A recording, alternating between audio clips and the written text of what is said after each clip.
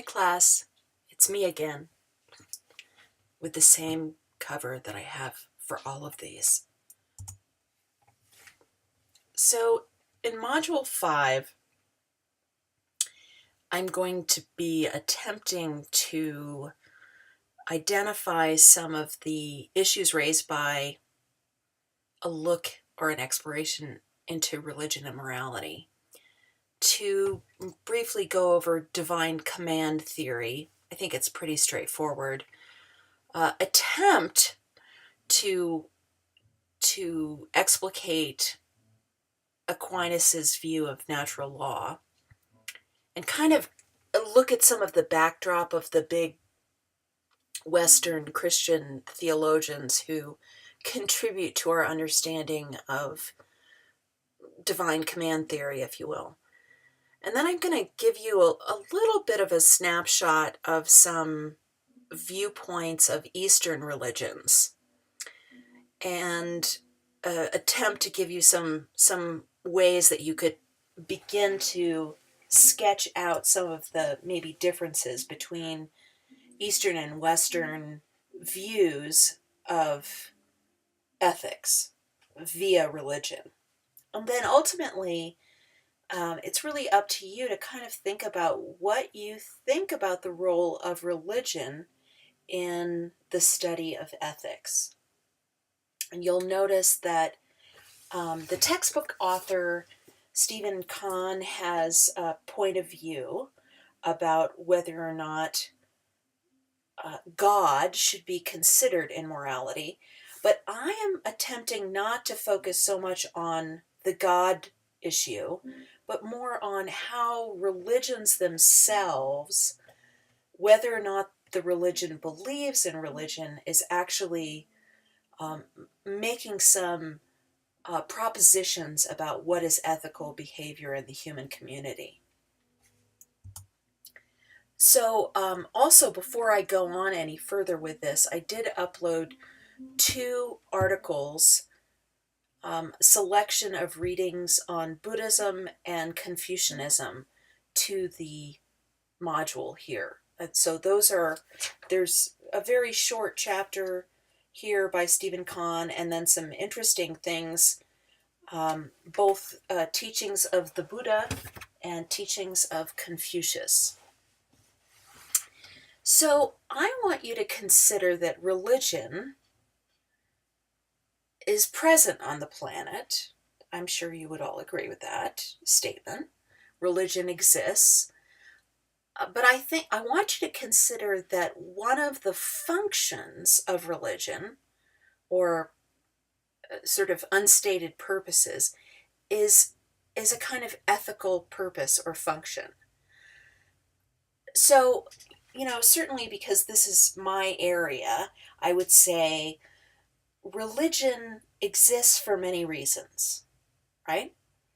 Now, I'm not going to get into the question about whether or not there's such a thing, whether or not you need to believe in God to be a part of a religion, because clearly there are religions on the planet who do not believe in God. So that's a first important idea. But Stephen Prothero, who is a historian of religion, he proposes that religions are developed to solve what they consider the problems of humanity. And each religion has a different version of what the human problem is. It's an interesting thesis he has. He writes a book which is God is Not One.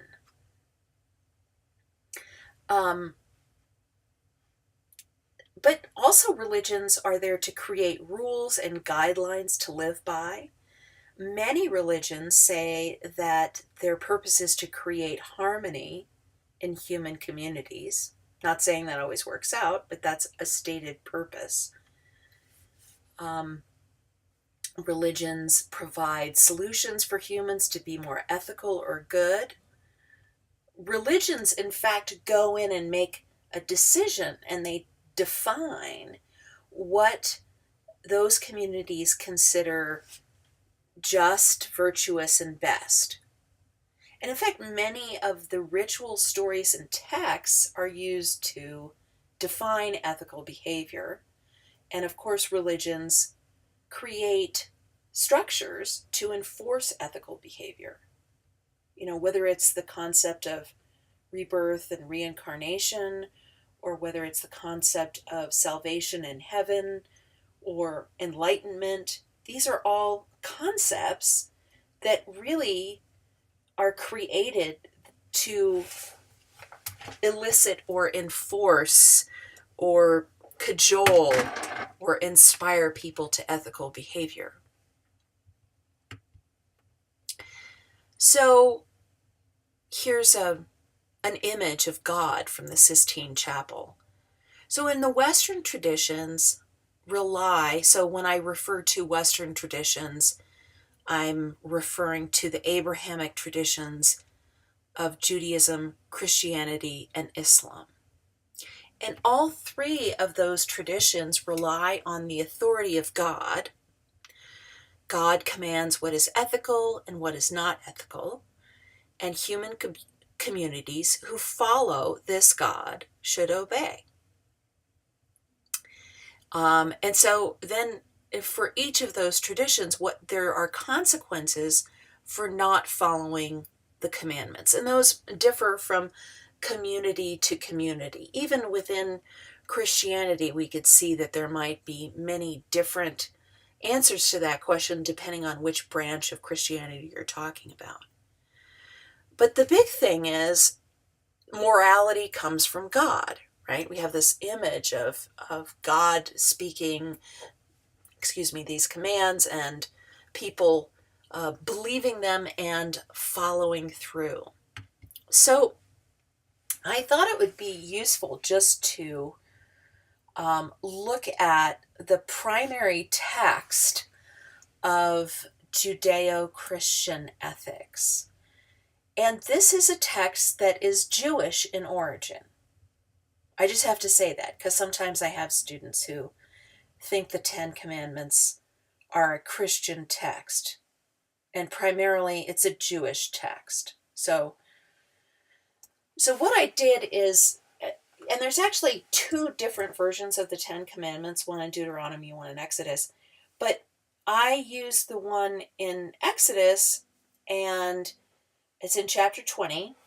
So this is not a very strict translation. I tried to summarize because essentially it's divided into 10 commandments. The first 4 are all about honoring God, not making idols, not swearing, and keeping the Sabbath day holy. So the first 4 commandments have to do with paying attention to God. But the other 6 actually are all about how people should live together. So honoring your father and mother, you shall not murder, not commit adultery, not steal, not bear false witness against your neighbor. You shall not covet your neighbor's house, your neighbor's wife, or anything that is your neighbor's. So it actually, most of the ethical ideas are about how humans should live together in community. This isn't for, living on your own. This is about what happens when people live in community. So there's disrespect, there's potentially harm and sexual misconduct, and even taking what's not yours or gossiping, okay? So keep that in mind. I want you to keep this in mind when we look at some of the examples from the Eastern traditions. So I'm going to just kind of back up a little bit here. There's 2 philosophers in the Western tradition who are primarily responsible for kind of adopting and Christianizing Plato and Aristotle. So the first is Bishop Augustine from Egypt, North Africa, and he really did take the ideas of Plato and related them to Christianity. So a couple of things which are interesting that Augustine proposed. One thing is the question of God's power and how that relates to human behavior. Because some people say, well, if God is omniscient, then maybe he's like the giant puppet master in the sky. But Augustine didn't want to say that. What he did say, and rather elegantly, that God doesn't have a past or a present, and so God is not conventionally a part of time, but exists in a kind of eternal now.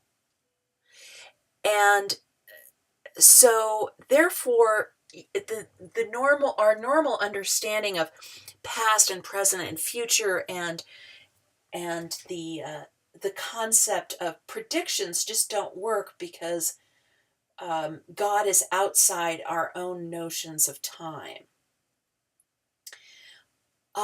So even if God is aware of how humans will act, he doesn't cause humans to act because they have free will. Now, for Augustine, the absence of goodness is sin. And it is thanks to Augustine that some Western Christians have the idea that human beings are tainted by original sin. This is somehow part and parcel of the big problem that human beings have. Now, I do want to say the idea of original sin is not Jewish. It's not Eastern Orthodox Christian or Muslim. So only Roman Catholics and Protestants have this idea, and it's a little weird. Which is to say that babies are sinful when they come out. So sin, right, or the absence of goodness, is a central ethical problem that religion must solve.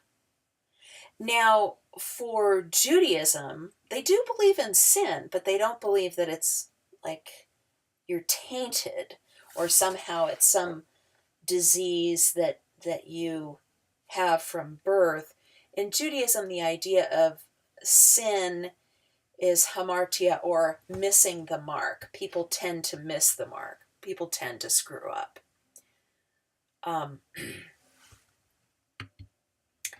So Aquinas, St. Thomas Aquinas, who was a Dominican priest in the 13th century, took the ideas of Aristotle and Christianized them.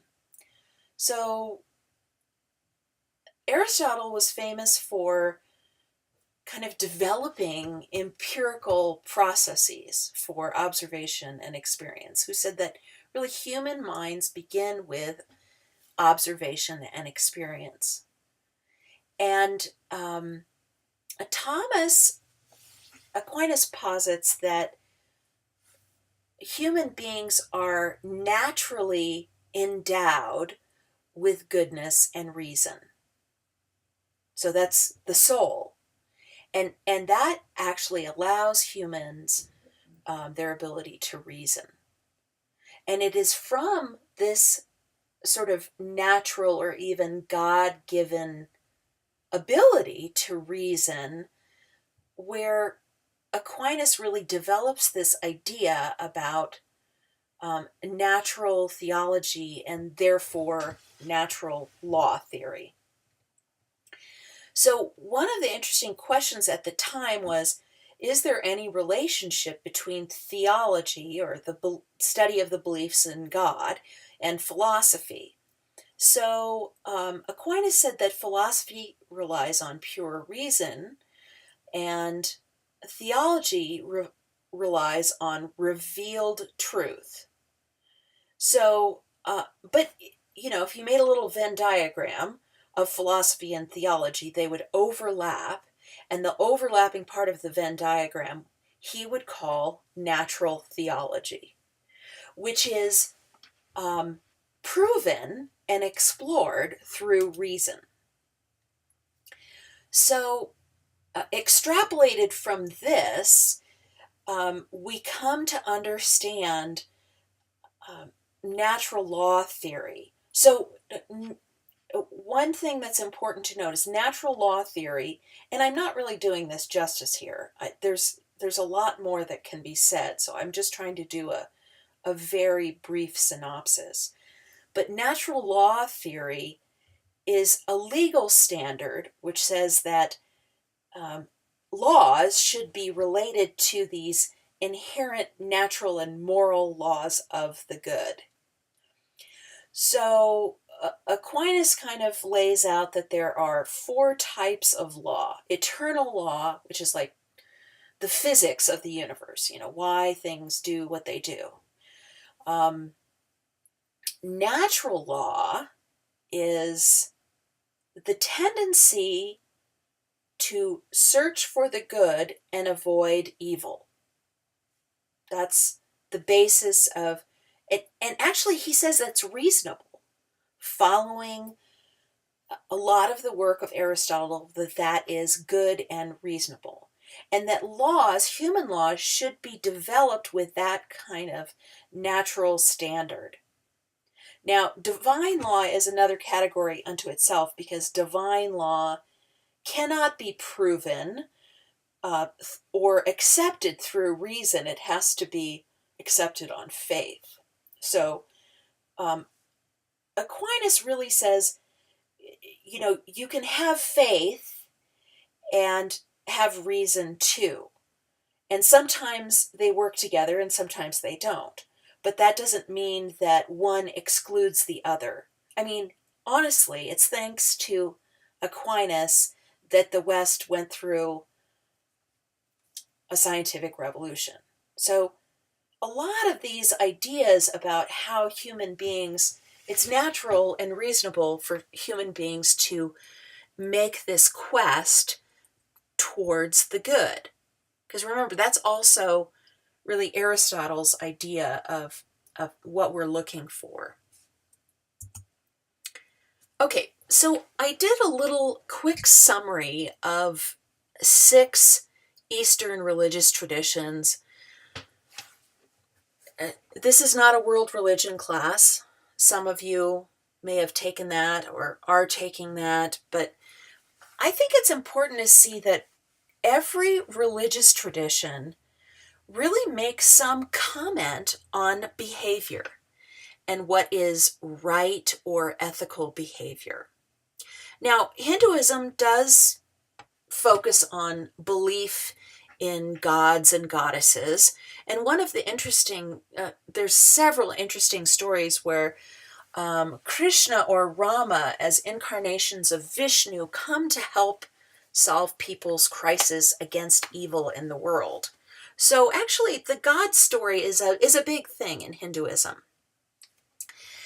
And in fact, there are stories where Krishna comes down to talk about what right behavior is. And what right behavior is, karma, or your duty, and whether or not you follow and do well with your karma determines your rebirth in the wheel of samsara, which is a Sanskrit word for journeying, or the process of birth, life, death, rebirth. Now, another Indian religion that kind of stems from Hinduism is Jainism, and it started around the 5th century BCE with a guy by the name of Mahavira. And Mahavira believed that the most important ethical principle to follow is radical ahimsa, or radical nonviolence. So Gandhi actually went to study with the Jains in his quest to understand peaceful, nonviolent resistance. So, some linkage there. So in Jainism, there's no reference to a god or reliance of belief in God. Now, there might be some Jains who believe in God, but it's actually not really central to their ideas. They do believe that pretty much everything about religion is your practice of ethical behavior. That's everything. So the Jains are so strict in their interpretation and understanding of nonviolence. There's even some group that will cover their mouths with cloth so they don't accidentally inhale flies because they do not want to do any harm. As a consequence, Jains are vegetarians, and they're also very well respected in terms of, it's a very small religion, but they're very well respected in their understanding of telling the truth. So Jains are respected as lawyers in Indian society. Buddhism is another religion which was created in India around a similar time as Jainism in the 5th century BCE. And the teachings of the Buddha became a new pathway for some people. And there's absolutely no belief in God in Buddhism. Buddha was not a god. There's no a set of beliefs that someone has to rely on.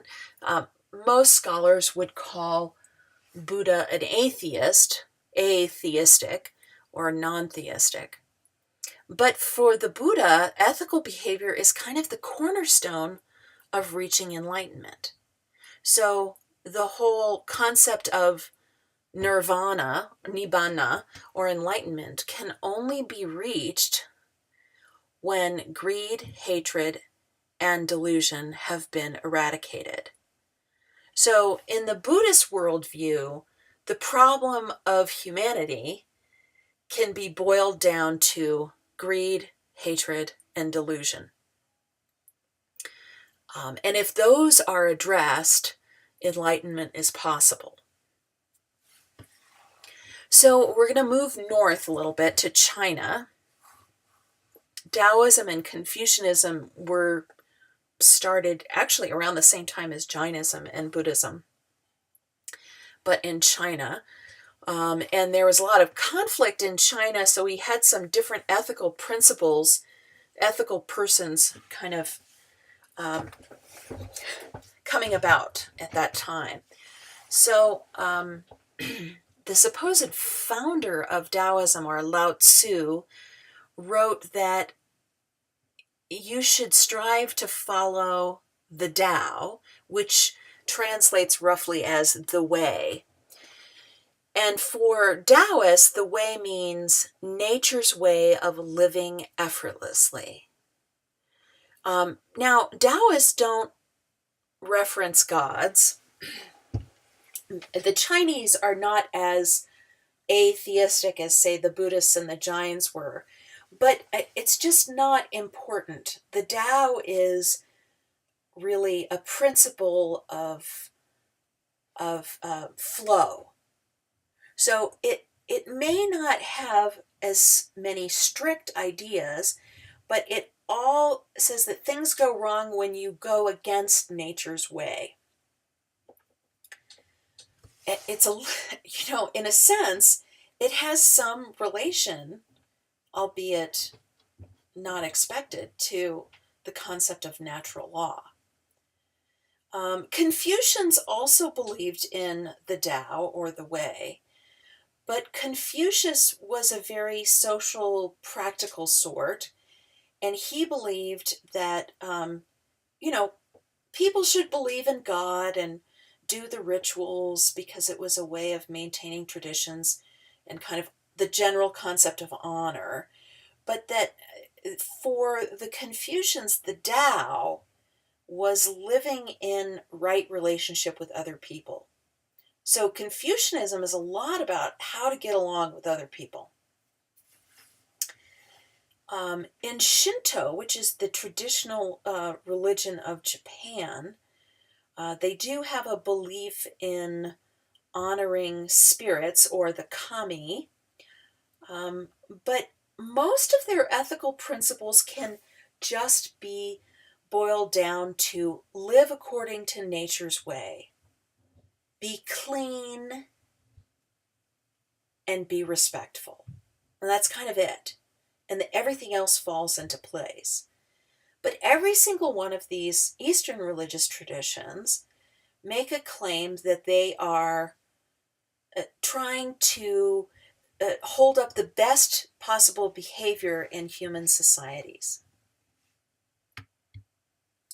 Now, I gave you some excerpts of teachings by the Buddha on how to cultivate wholesomeness and some other teachings. But I thought I would, in my lecture, just give you an overview of one of the basic ethical teachings of Buddhism, which is the Eightfold Path. So the Eightfold Path is sort of a prescription for human beings if they want to get rid of greed, hatred, and delusion. They should follow the Eightfold Path.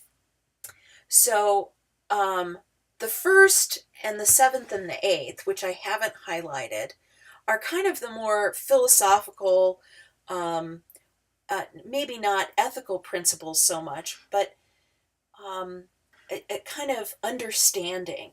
So the first idea is the Buddhists have is that you need to have the right view, a wise view or understanding, which encompasses what the Buddha taught as the three marks of reality, that there is suffering, there is impermanence, everything is always changing, and there is a non-self quality to the world. He also said that if you followed 2, 3, 4, 5, and 6, you would be really living an ethical life. So wise intention is that intention to avoid harshness or cruelty. So if you're avoiding harshness or cruelty, you will cultivate loving kindness, which is the word metta, and compassion, which is the word karuna. In the third noble of the Eightfold Path, the Buddhists say to really get rid of greed, hatred, and delusion, you have to cultivate wise speech. So wise speech to the Buddhists means to avoid harsh, false or untrue, divisive, and idle speech. Okay? See, does that remind you of anything in the Ten Commandments? Wise action refers to doing no harm, or ahimsa. It also incorporates in no sexual misconduct. So if you're not doing harm, that extends in a variety of ways. There's also wise livelihood. Do no harm in how you make a living. And wise effort. Cultivate wholesome states, avoid unwholesome states. And then 7 and 8 are wise mindfulness and wise concentration, which are both achieved through the practice of meditation. So while these are not commandments from a deity, they are suggested as actions which will get rid of the basic problems of humanity. So this is my final slide. And Confucius is really such an interesting religious scholar because he wrote primarily about virtue and ethics. Primarily, he wrote about virtue and ethics. And I've included some of his teachings from the Analects on the Book of Li, or Proper Behavior, and also from some selections about the doctrine of the mean. So I hope you enjoy those readings. The doctrine of the mean in a nutshell is the idea of a middle path, that there should be no such thing as no extremes. The other principle, which is very much a part of Confucian ethics, is the idea that compassion and benevolence should rule human relationships. It's like, be a nice person. Follow the human-heartedness. The Book of Li proposes that there are 5 great relationships, and father, son, older brother, younger brother, husband, wife, older, younger, which is like the older person, or teacher and student, ruler and subject. And that each of those relationships, if they're living according to their potential, the first person in the relationships might have more power, but they also have more responsibility to take care of the other person. So in Confucianism, it's really about how people are taking care of each other, and that's the primary ethical view. So as you look at all of these different principles, some of which you may have heard before, like the 10 Commandments, or these ideas about God proposing there's certain ways to behave ethically, but ask yourself, are they that different from what the Buddhists or the Confucians say? Maybe they are, maybe they aren't. What do you think? I'll be interested to read.